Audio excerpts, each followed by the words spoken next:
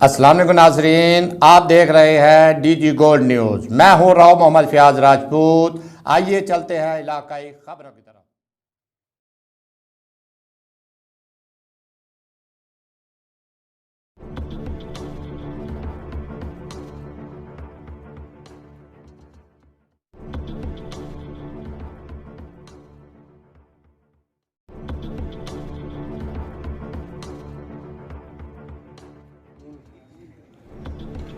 बिस्मिल्लाहिर्रहमानिर्रहीम। मैं अपने सीनियर वकला सैयद अजहर तिरमिज़ी साहब, रॉय एजाज साहब, नदीम गौस साहब, स्टेज पर बैठे हुए तमाम दोस्तों, आप सब दोस्तों का इंतहाई मशकूर हूँ कि आज आप सब दोस्त मेरी दरख्वास्त पर, मेरे दोस्तों की दरख्वास्त पर यहाँ तशरीफ़ लाए। आप सब दोस्त आज चूँकि 3 मुख्तलिफ ग्रुपों के खाने थे और तीनों सदारती कैंडिडेट्स के खाने थे, तो बड़ा मुश्किल था किसी एक जगह जाना या किसी एक को मुंतखब करना। यहाँ पर जो बैठी हुई तादाद है, ये मुझे ये हौसला दिला रही है कि चाहे जितनी कुव्वतें मेरे खिलाफ खड़ी हो जाएं, ये मेरे दोस्त मेरे साथ हैं, तो कोई मेरा कुछ नहीं बिगाड़ सकता। आप में से बहुत सारे दोस्त 40-50 साल की प्रैक्टिस वाले हैं, अक्सर दोस्त 10-15 साल की प्रैक्टिस वाले भी हैं। इस बार के अंदर आज तक किसी ने इलेक्शन पे, किसी और कैंडिडेट की इलेक्शन पे खर्च नहीं किया जिस तरह इस इलेक्शन पे खर्च कर रहे हैं हमारे एक सीनियर दोस्त। और वो आज तक कहीं कैंपेन पर नहीं गए, आज तक किसी वकील की फौतगी पर, उसके जनाजे पर वो नजर नहीं आए। वो आज मुख्तलिफ जगहों पे हमारे दोस्तों के, रिश्तेदारों के जनाजों में भी जाते हैं। वो पूरे शहर के अंदर कैंपेन भी करते हैं। तो मैं सिर्फ उसकी वजह ये है, इस साल आपने देखा होगा बार और बेंच एक गाड़ी के 2 पहिए हैं।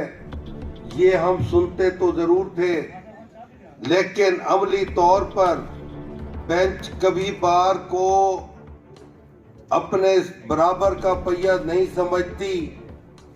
सिर्फ उस वक्त आपको इज्जत दी जाती है जब आपके ओहदेदार ताकतवर होते हैं, जब आपके ओहदेदार गैरतमंद होते हैं, जब आपके ओहदेदार किसी बात पर कंप्रोमाइज नहीं करते, जब वो अपनी जाती लालच नहीं रखते, तो फिर बार की इज्जत होती है।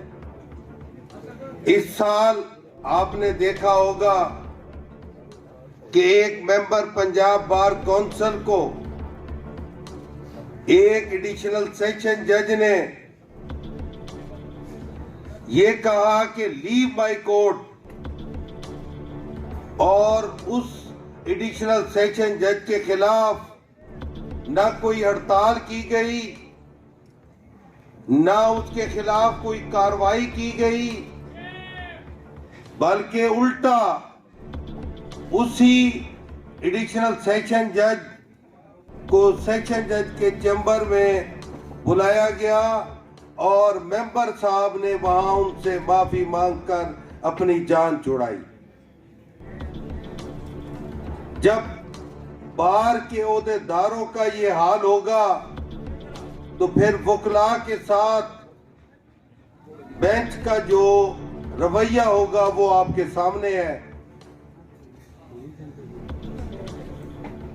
मेरी दरखास्त है कि इस साल जिस तरह बाकी जगहों पे रेवेन्यू में, एडमिनिस्ट्रेशन में, पुलिस में वकला को किसी ने अहमियत नहीं दी, सिर्फ मैं समझता हूं बार की कमजोरी की वजह से ये सब हुआ है।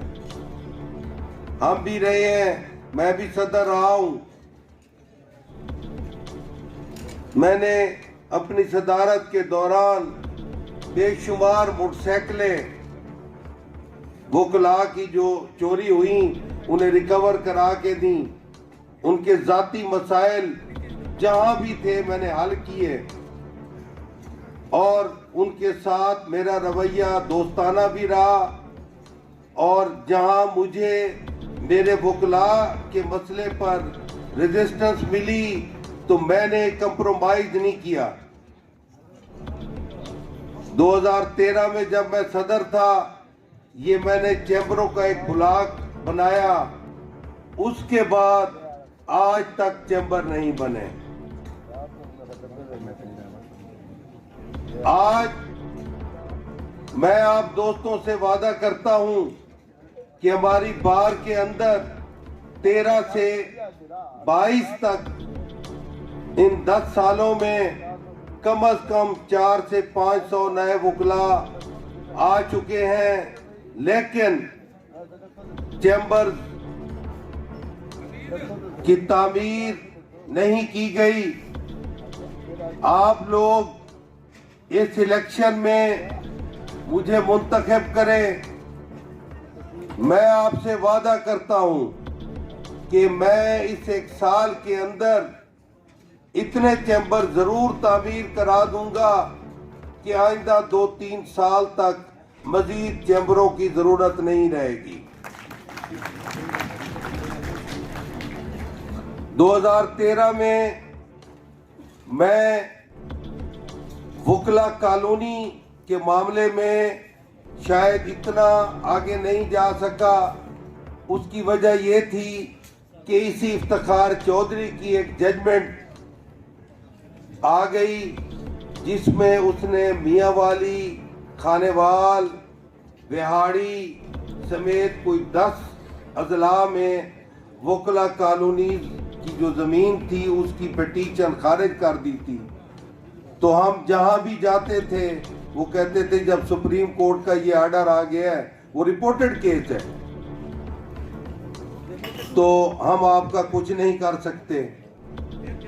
हाई कोर्ट बेंच की मूवमेंट हमने इस तरह चलाई कि जब दिसंबर में हम जा रहे थे तो ऐसा लग रहा था कि शायद अगले 1-2 माह में ये बेंच तश्कील पा जाएंगे।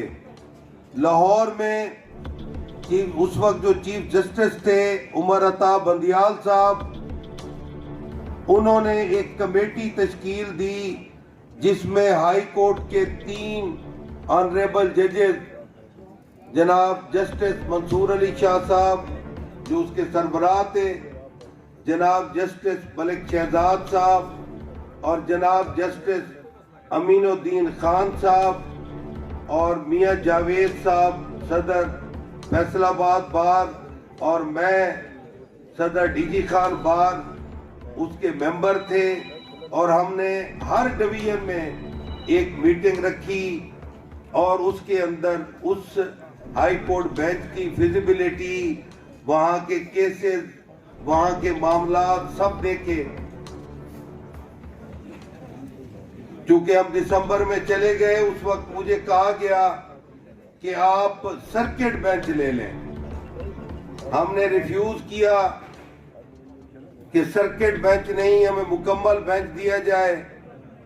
शायद हम अगर उस वक्त सर्किट बेंच ले लेते तो आज मुकम्मल बेंच आ चुका होता।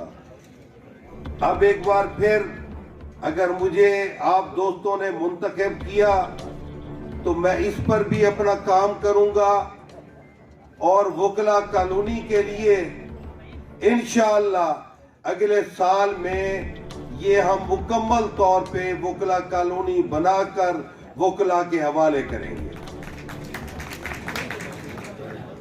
जहां तक मामला है बार और बेंच के ताल्लुकात का। मेरा आपसे वादा है 8 तारीख इंशाअल्लाह मेरी फतह का दिन होगा आप दोस्तों के ताउन से।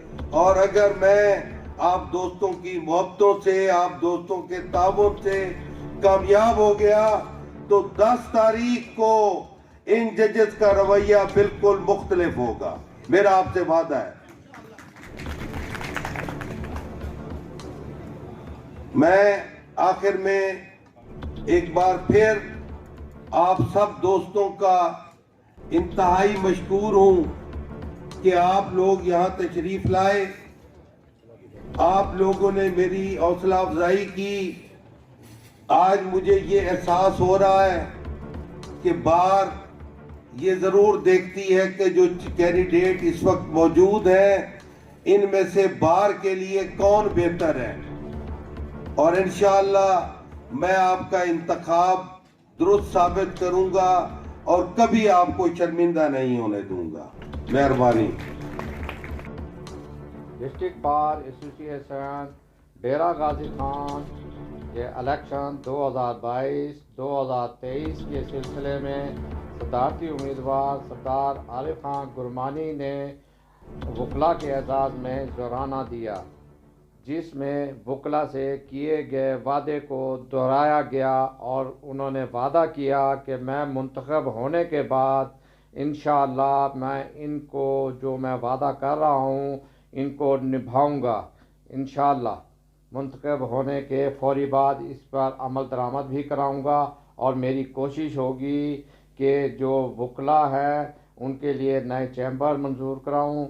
इसके अलावा जो वकला कॉलोनी है उस पर भी अमल दरामद कराऊं। इसके साथ ही मेरी कोशिश होगी कि हाई कोर्ट बार बेंच का भी मैं मंजूरी दिलाऊं।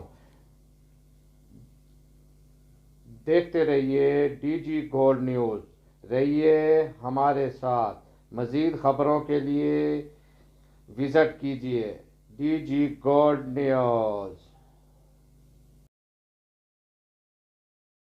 मज़ीद खबरों और तजियों के लिए देखते रहिए डीजी गोल्ड न्यूज़ और हमारे यूट्यूब चैनल का विज़िट कीजिए।